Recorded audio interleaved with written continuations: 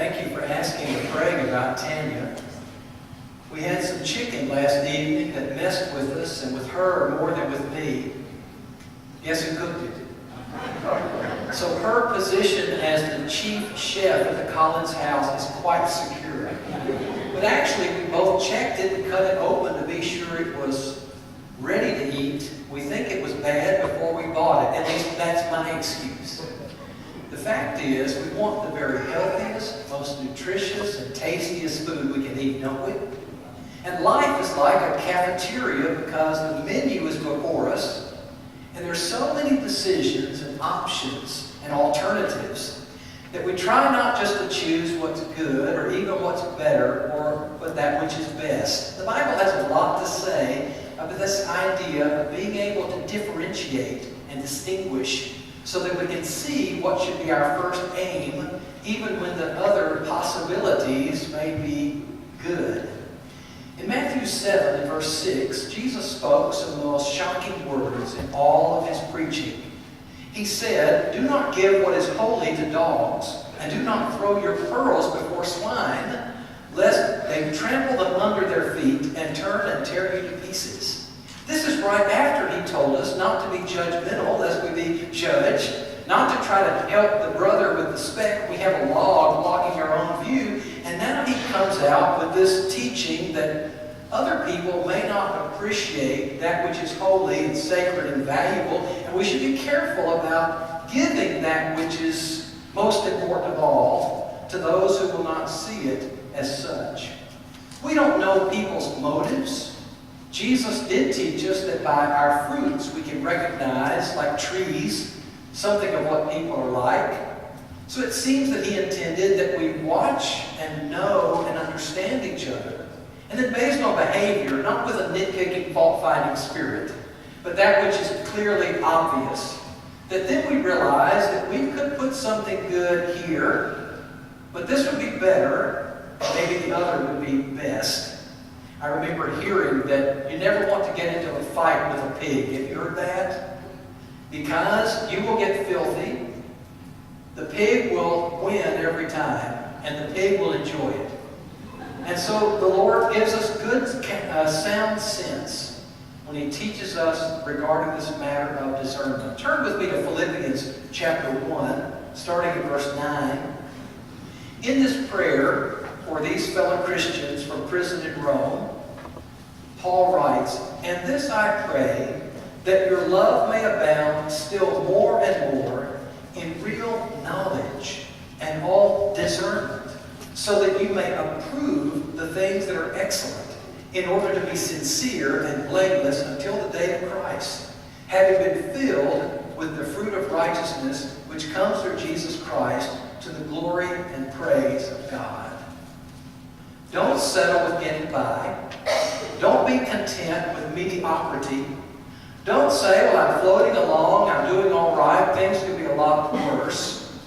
But instead, weigh what is before you, test, examine, analyze, and find that which excels all the others.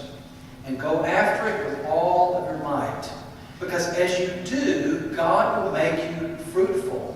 Righteousness will be seen in your life, and God will be glorified.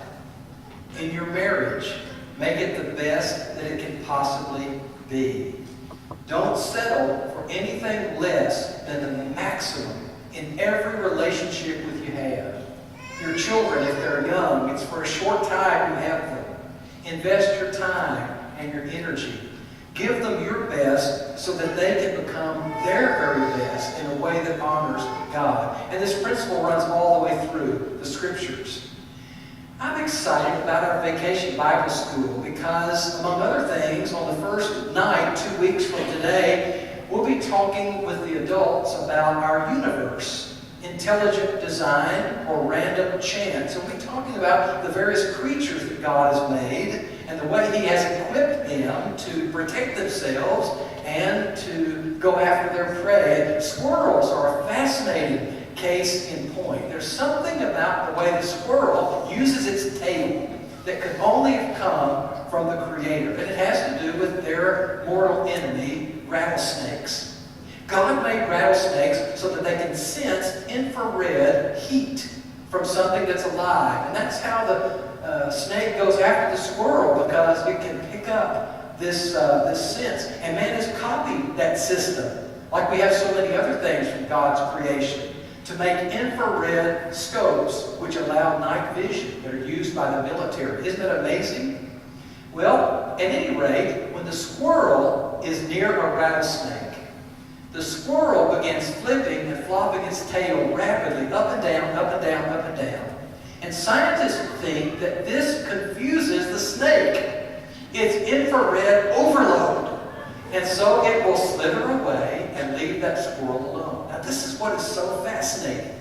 If it's not a rattlesnake, but a gopher snake that doesn't have the ability to sense infrared like a rattlesnake, the squirrel does not heat up stable.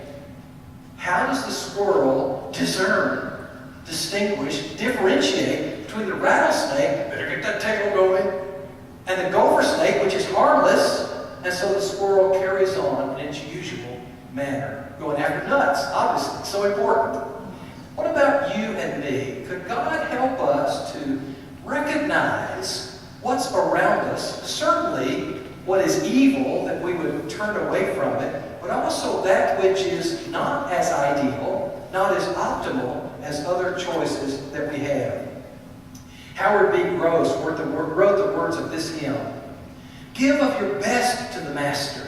Give of the strength of your youth. Throw your soul's fresh, glowing ardor into the battle for truth. Jesus has set the example. Dauntless was he, young and brave. Give him your loyal devotion. Give him the best that you have. Give of your best to the Master. Give him first place in your heart. Give him first place in your service. Consecrate every part. Give, and to you will be given. God, his beloved Son, gave, gratefully seeking to serve him. Give him the best that you have. Give of your best to the Master. Nothing else is worthy his love. He gave himself for your ransom, gave up his glory above, laid down his life without murmur, you from sin's ruin to save. Give him your heart's adoration. Give him the best that you have. What is discernment? Well, it's defined as a keen perception, judgment, a beyond average ability to look below the surface, not judge the book by the cover, and see what's on the inside, the significance, the meaning, the power, the value of a choice or a thing or a situation. To see what distinguishes one road from another. To discriminate, not in the bad way of discrimination, but merely being able to recognize two choices. This one is the better decision. Look with me at Hebrews chapter 5, verse 13. Here we learn that the infant, the new Christian, the one that perhaps should be growing up by now but isn't, is not accustomed to the word of righteousness, continues to partake milk. That word unaccustomed renders the term without skill, without experience, untrained. Solid food is for the mature, who because of practice, they're the habits we talked about this morning, have their senses trained to discern good and evil. In the Greek language, this word for senses was used of the organs, that the eye and the nose and the ears and so forth, that we use to pick up our surroundings. And the idea of training, this word gymnazo, from which we get gymnastics and gymnasium, has to do with exercising, exerting ourselves, working. And so the idea is that we take these God-given senses and we use them to evaluate and to measure and then to be able to distinguish between good and evil. This is what we read in Philippians 1, starting at verse 9. Notice, as love abounds, so can knowledge and discernment. The word approve indicates being able to see if something is genuine, if it's valid, if it's the real deal, or if it's some kind of counterfeit or fake, to test it and let it come out as authentic. And in that way, we approve what is excellent, we discard that which is not, and we seek to be blameless on the day of Christ. Look at 1 Thessalonians 5:21. Here it is. Test, examine to see if it's good. Everything. If it is good and if it's the best, hold fast. If it looks like evil, if it has the form or appearance of evil, abstain and be able to know the difference between the two. I'm going to go through rather quickly some examples in the Bible of people that had optional choices to make.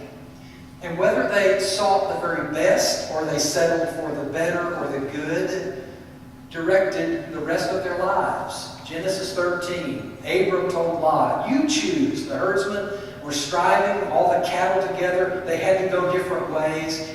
Lot chose for himself. He saw Sodom well-watered, fertile, and lush. But Scripture says the men of that area were exceedingly wicked. Did Lot choose anything bad or wrong? Not necessarily so, but was it the best? Did he put himself where he could accomplish the most good and be the greatest influence for God? What about the difference between Orpah and Ruth? Both daughters-in-law of Naomi.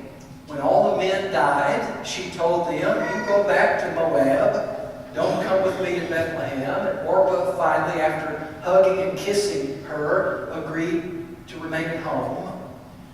This Moabite woman, Ruth, wherever you go, I will go. There I'll live. Your God will be my God. I'll be buried there. Nothing but death will separate you and me.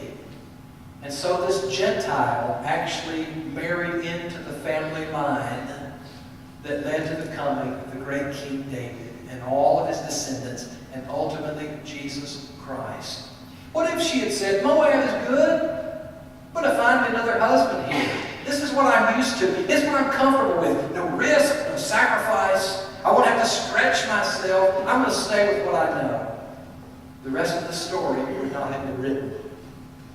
And then what about chapter 4? Do you remember that before Boaz married Ruth, there was another closer relative who had the first right of refusal, we might say, that could have married her and bought the property and become her husband? He said, no, I have to protect my own name. And so he declined. Boaz then, faithful, generous, godly man, said, I'll take Ruth. I'll purchase what belonged to her relatives, Naomi's family. And so he too is in the line of David and Jesus. Well, then I think about Samuel. He goes to see Jesse and these sons, and one of them is going to be the king. He says, oh, I know who it is. It's Eliab, the oldest one. He's tall, he's handsome, he's dashing. God says, you don't look at things the way I do. The inside is what counts. 1 Samuel 16:7. Discern, Samuel. Don't judge the inside by the outside. Don't rush to make a decision and jump to a conclusion about somebody who may be even good, but he's not the best. That's so important for leadership, isn't it? As we look at those that might rise and help take God's people forward, is that we focus on those qualities of the Spirit of God that are so crucial. Oh, what about 1 Kings 3? Solomon is offered the option. What will you have? What would you ask for? Give me an understanding mind that I may do what? I may discern with proper judgment among these great people of yours, Lord. And the Lord said, because you did not ask for wealth and honor and so forth, I'm going to give you all of those things as well. Did those things not result in part from the ability to discern? Was it not because Solomon now could choose wisely that therefore he grew in leadership and in influence and the way he was able to care for God's people? And isn't that the reason the Queen of Sheba, Queen of the South, came all that way to listen to his wisdom? Because he said, that's what I need more than anything else. And really, it's the key to everything else. Even what he did not ask, God gave him. And the very next thing you see are the two harlots coming forward, fighting over whose baby it is. He calls for the sword. We know the genius of that and the way he was able to identify the true mother. Discernment, insight, perception, thinking through things and asking, is this not only right, but is it the best? Or am I settling for something less? Luke chapter 10. A Jewish man beaten, left to die by robbers.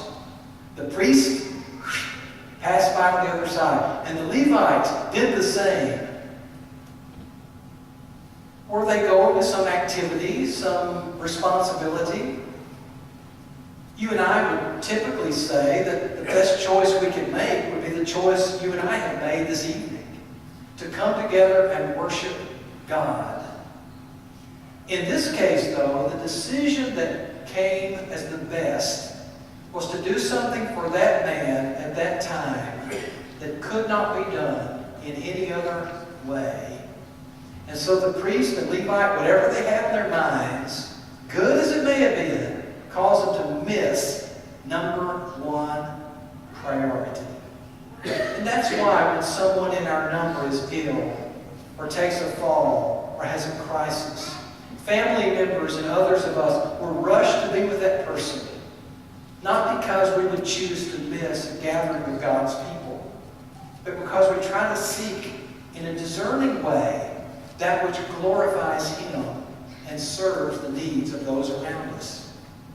Then you come down to Luke 10, and maybe there's a reason why this follows. You have Martha preparing everything for Jesus, and Mary sitting at His feet and listening. Did Martha make a good choice? I think she did. Hospitable. She gave the invitation. And yet, only one thing was necessary, Jesus said. Oh, the merchant had all these pearls. Could he have kept them? Sure. What would he have missed?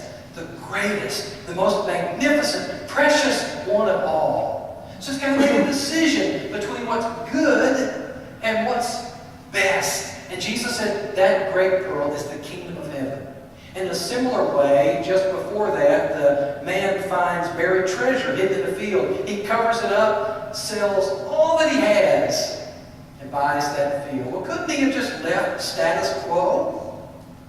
Couldn't he have been content just to kind of go along and not take the chance, not step forward, not cross the line? He couldn't, because he was able to discern that treasure, that pearl, outweighs in value anything else I could buy or own or have.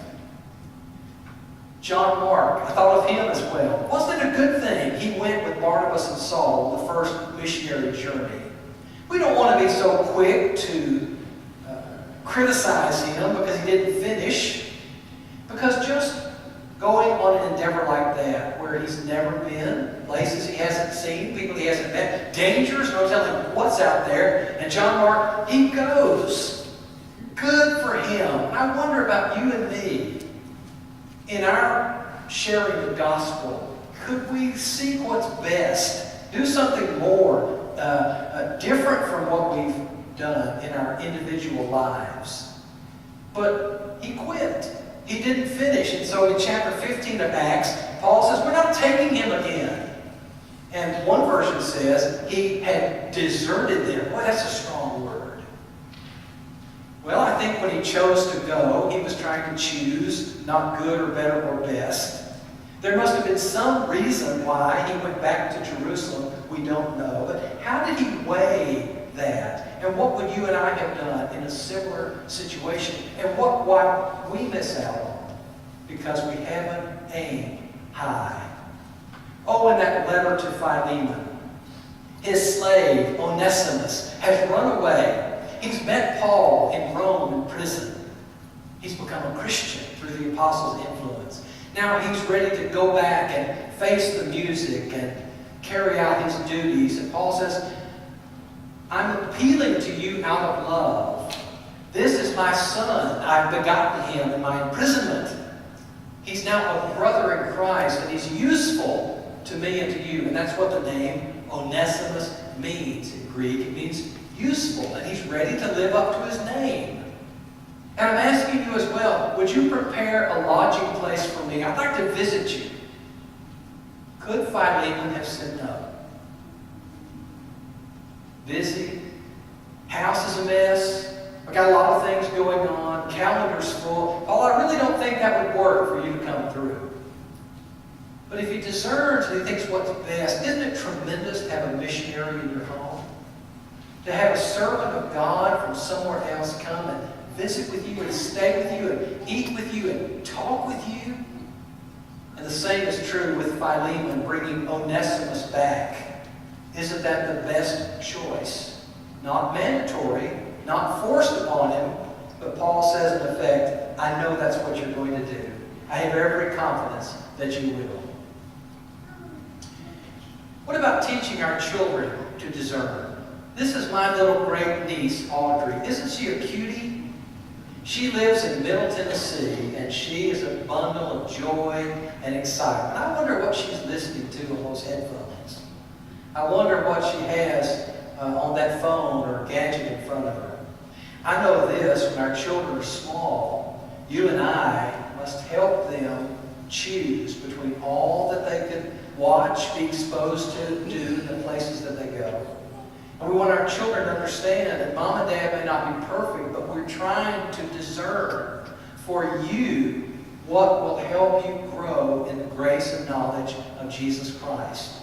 So that's why you're to respect those decisions and to appreciate that your parents have been through a longer journey of discerning, sometimes well, sometimes not so well, and therefore knowing more clearly and seeing more clearly what the options are and that which is the best. And so we teach our children so that as they grow and we let out the line of independence and responsibility, they can discern for themselves based on the principles and the truths that we try to teach them. So we must not only discern for them, but involve them and explain to them how and why we as parents try to make the very best decision.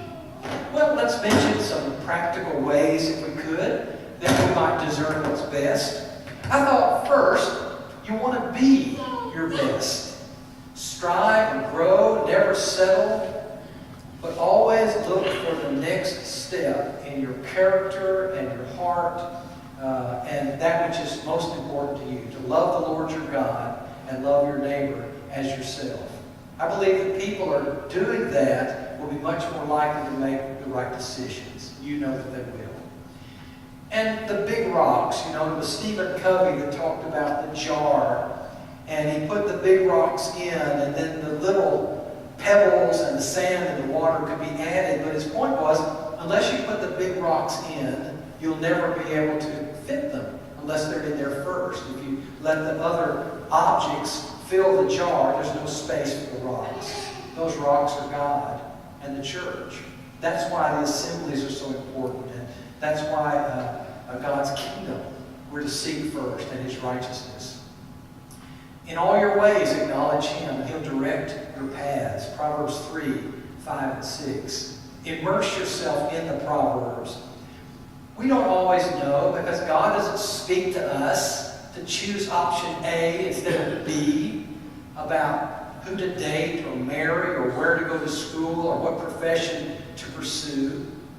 At the same time, if we steep ourselves like a tea bag in the practical wisdom God has given, then the choices we make will seek to put Him first. And I believe that He will bless them.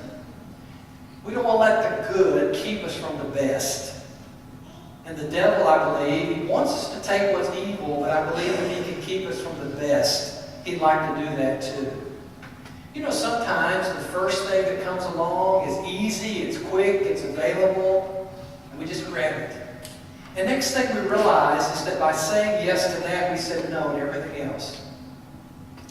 And something that might have used our talents to a greater degree for God, we have to refuse because we took something.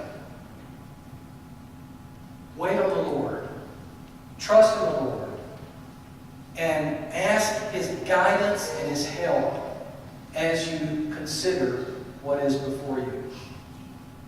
The outward appearance, we talked about that. It's so easy to look at what is external, what's on the surface, and decide something about a person or a relationship or a position.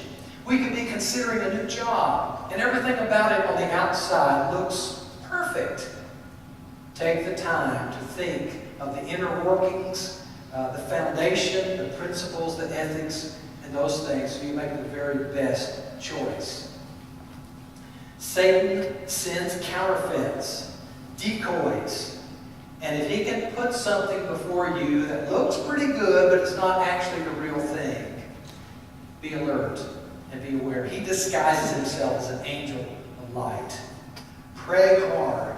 Look far for the best choice. It may be right in front of you, but it may be that it's not. The best may be the hardest. And so be willing to sacrifice and exert yourself. It's worth it. You'll never regret it when you look back on your life. Perhaps sometimes Christians settle for less than the best because they feel insecure and inferior. And perhaps we put ourselves down and think, I'm really not to where I should anticipate that. I should really put my standard here. With whatever it may be, we must not ever cheapen ourselves, our lives, our value as we're made in the image of God, and never, ever, ever underestimate what God can do if we will wait and look and pray for and expect God to give us and show us the way that honors Him. And then learn from the wisdom and choices of others. We've gone briefly and quickly through the Bible, but what a great study it makes for your family, in your home devotional and quiet time with each other. Just go page after page. What choice did Eve make? Well, obviously that was between good and evil. What choice did Cain make? And Noah and Abraham? And go and know each character. What were their other options? Did they do that which was most pleasing to God? And watch elders and parents and grandparents. Because all of us who have lived a few years have made choices. Maybe they weren't sinful choices, but they weren't the best choices either. And we are the product, to a large degree, of our choices. So interview older people sometimes and say, tell me about some of the forks in the road that you came to and which way you went and why.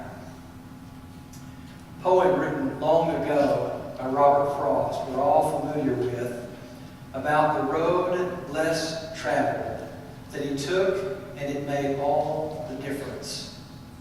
When I look at those who have lived their lives effectively and influentially, leaving a legacy, leaving their mark behind, I see those that didn't settle for the paved road, the comfortable path, what Jesus called the broad way, but instead that which is narrow, can be difficult at times, but it leads where we want to go.